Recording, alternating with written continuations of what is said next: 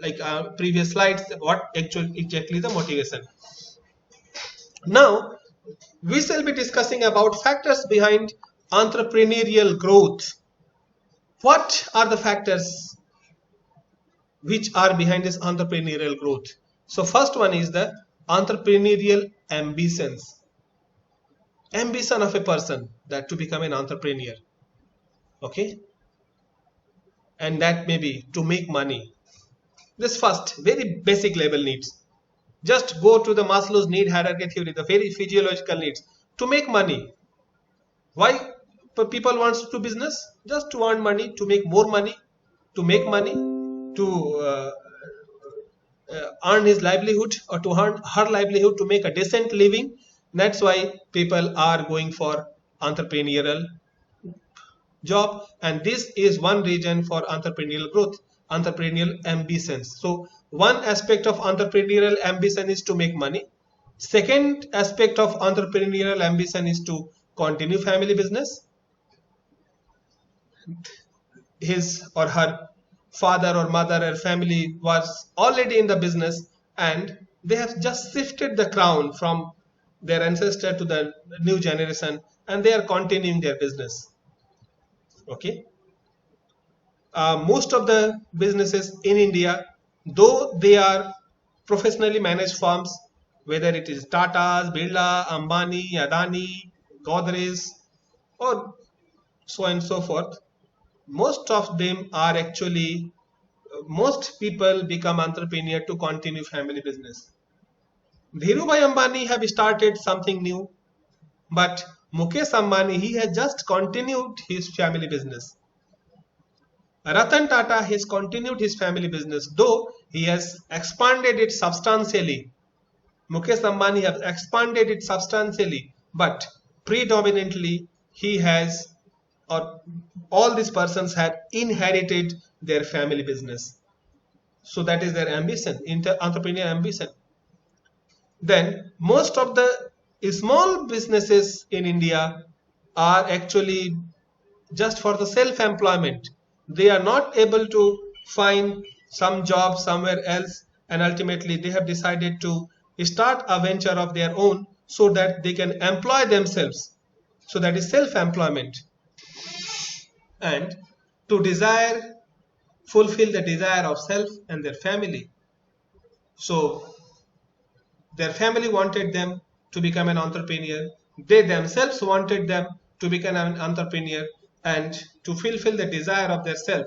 Like Dhirubhai Ambani became an entrepreneur to fulfill his own desire. Mr. Bansal or Ritesh Agarwal or Mr. Ankit Agarwal, they become entrepreneur to fulfill the desire of their self and family. They had something of their own about their own self-image, ideal self, self-esteem, and ultimately fulfill their self-desire. They become entrepreneur. And then to gain social prestige, because a big businessman is always considered respectable in our society. So to gain some social prestige, they started to become an entrepreneur and desire to do something creative. Sometimes people have, other than all these reasons, to gain social prestige and to continue family business, to earn money, but sometimes they have the desire to do something creative, something new, something unique, and that's why they are entering into this venture called entrepreneurship. So this is their ambitions, entrepreneurial ambitions. One aspect which is the factor that leading to the growth of entrepreneurial positions, and people are taking entrepreneurship as a career. These are the reasons: to make entrepreneurship as a career, to make money, to continue family business, for self-employment, to fulfill the desire of self and gain social prestige, and to do something creative. Then people are also taking entrepreneurship as a career because of some compelling reasons. And what is that compelling reasons? First one is unemployment. Most of the businesses, sometimes big, most of the time small businesses, people have entered into those small businesses only because they are not able to find some suitable employment for themselves, and it was a compelling situation for them that they have started their own business, and later on they become successful. That's a different story, but they were not at the initial days, they were not happy, they were not willing to become an entrepreneur or a businessman, but it was a compelling reason that they could not find some suitable employment, and ultimately they started something of their own. Sometimes people are dissatisfied with their present jobs, and that's why they started their own business. They are not satisfied with their employer, with the company, with their boss, with the type of job they are doing, and that's why they, in order to find a satisfactory level of job satisfaction, they started uh, they have started thinking of starting their own venture, and ultimately they become successful. Many of them did not. Then make use of idle funds. Sometimes people have some idle funds, and then what to do with these idle funds? So let us start some part-time business. Let us invest somewhere which can give them some decent return in the long run. So, and that's why people become an entrepreneur. Most of these investors, equity share investors, they are actually in this category of entrepreneur. They are investors. Don't think that equity share investor is just an investor. He is an investment entrepreneur, and he or she is investing his or her money in some equity stocks, some company, with an objective of earning some return in the form of capital appreciation or dividend, and that is making use of idle funds and make use of technical or professional skill. That Mr. Ritesh Agarwal or Ankit Agarwal or Mr. Bansal, they were of the view that they had they have some certain technical skills which they wanted to explore themselves. That is self-actualization need or self-esteem need. That I want to explore something new, and people, I should be known for my contribution in this field because I have this technical expertise, and that motivates them to go for an entrepreneurship. And because they have this technical skill, they have started their technical venture, maybe in the form of Oyo or Ola or Flipkart or Make My Trip, and all these persons were technocrats. Then some factors are the facilitating factors. Now, what is facilitating factors? Success story of entrepreneurs. Listening to the success stories of entrepreneurs, that if that person can become successful, why can't I? If Dhirubhai Ambani can become, then why can't I? If my neighbor can become a successful entrepreneur, why can't I? If my father, my grandfather can become a successful entrepreneur in spite of having so much of trouble and challenges, then why can't I? So the success story of entrepreneurs. Mr. Sunil Bharti Mittal, he was uh, his family business was just bicycles, and from that he is a small bicycle business, and then from that level he has taken his business to a new height. So this is a success story of entrepreneurs, and listening to the success stories of entrepreneurs, it motivates persons to go for that entrepreneurial job, and ultimately this is a facilitating factor that many people have chosen entrepreneurship as a career. This is facilitating factors. Then previous association or experience in the same or the other line of activity. Previous association or previous experience in the same line of activity. Though a person is working in some organization, but he might have some experience in some other business, some other line of activity, and sometimes it is pitching him that why are you not going for an entrepreneurship. If there is a web series on YouTube that Pictures, just go and watch that web series. It's available free of cost. Pictures. So this is, and once you watch it, you will be getting answer to all these questions. Facilitating factors, or sometimes it is compelling factors, or sometimes it is ambitions of persons. That his previous experience, like there was four friends. someone having experience, someone having passion, someone having some compelling reason to become an entrepreneur. So all these factors were combined together in that movie Pictures. It is available on YouTube. Just go and watch it. So this previous association. So if that person is having some experience in some other line of activity, definitely, and he might be having some fascination to go for those activities, those businesses, and that person might go for that. Then property inherited or self-acquired. If suppose someone is having some property, inherited property or self-acquired property, so definitely this is just a facilitating factor, that if you have some property, okay, then some part of investment is already there, you in the form of that property, only you need to build some infrastructure and start a new business. So that is also a facilitating factor. For example, if someone is having land, then uh, if someone wants to construct one factory, then there it is always a consolation prize or always a motivation for him, that land is already there, so he need not to do some to go for acquiring that land, because that land either he has inherited or acquired from somewhere else. Only thing is that he has to construct a shed or construct a factory, install plant and machinery, start production, or just construct some establishment over there and start business. So that is also a facilitating factor. These are the factors just facilitate a person to become an entrepreneur. Then sometimes advice or influence of family members, relatives, and friends. Some family members have advised him to go for entrepreneurship. Their relatives have advised him, or sometimes the success story of relatives might have also influenced him.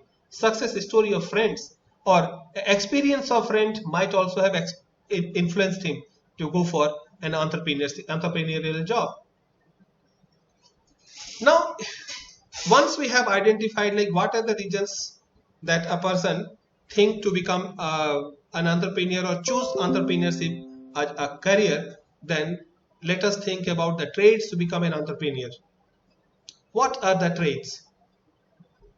Just look at the lifestyle, life history of all the successful entrepreneurs, maybe at your local level, at the national level, or at international level. One trait of an entrepreneur is already there, that they take personal responsibility of all their activities.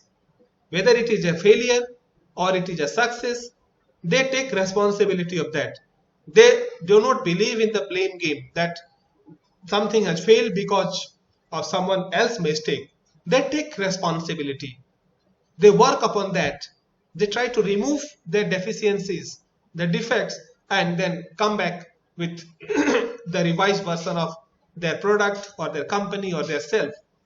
So first trait of an entrepreneur is that they take personal responsibility. Then persistence in the face of adversity. They keep on pursuing. Persistence is another trait of a successful entrepreneur. Sometimes they might be failing 1 time, 2 times, 3 times, 4 times. Situations are adverse for them, which is not allowing them to go ahead with their proposal, their project, but still they will be persistent in their approach. That is, the persistency is another trait of a successful entrepreneur. Then they take moderate risk. They will not go for extremely high risk, or they will not be going for a low risk. They will take a calculated risk. I will not say moderate risk. They will be taking a calculated risk. Just based on the riskometer risk, they will be calculating the risk, and then they will be taking risk. There is a notion that high risk, high gain, or it is also taught to some of our students that an entrepreneur is one who takes risk. But again, I'm continuously asking you to do this job. You just go and ask in your locality to all the businessmen that uncle or brother or sister, are you taking risk by entering into this business, by doing business? And that person's reply will be that, my dear, I am doing whole day, I am working so that I should not have to face any risk, and that's why I am working so hard day and night, that in order to avoid risk. Okay, so I don't want to take any risk. So the profit is always made not because of taking risk, but because of managing the risk. They are managing the risk. They are a very good risk managers. They are managing the risk. They are not undertaking risk. And entrepreneurs, they also like to know the result of their efforts. Whatever the efforts they have given, so ultimately they would like to know the result of their efforts, whether it is a failure or success, but they wanted to know the result. And once they know the result, then as I told you that they know the result, and they want to take the personal responsibility of that. Then they are innovative. No doubt about it that they are innovative. And being an innovative, it does not mean that all the time they will be innovating some new product. Sometimes the existing product can be offered in a better way. The existing services can be offered. There can be innovation in the supply chain. There can be innovation in offering to the customers. There can be innovation in the timing of business. There can be innovation in location of the business. So they are innovative. That is the key word. This is one very successful essential trait of an entrepreneur. And they are full of interpersonal competence. Their interpersonal component, ability to deal with the people, ability to motivate people, leadership, caring, responsibility, teamwork, all this interpersonal competence, they are full of that. Sometimes they are very good team player, they take responsibility, they are very good motivator, they are very good leader, they have caring for their employee, they listen to their employees' grievances and complaints. So ultimately, if in one word we have to define, they are full of interpersonal competence, and they are unusually creative. Okay, creativity is the buzzword for a successful entrepreneur. High propensity of risk taking capacity. They have high propensity of risk taking. It does not mean that that they are very good. They are always risk takers. They have the propensity to take risk. That propensity is like their ability to take risk, but it does not mean that they will be taking risk. They will be managing that risk. Okay, so that is the motives for an entrepreneur.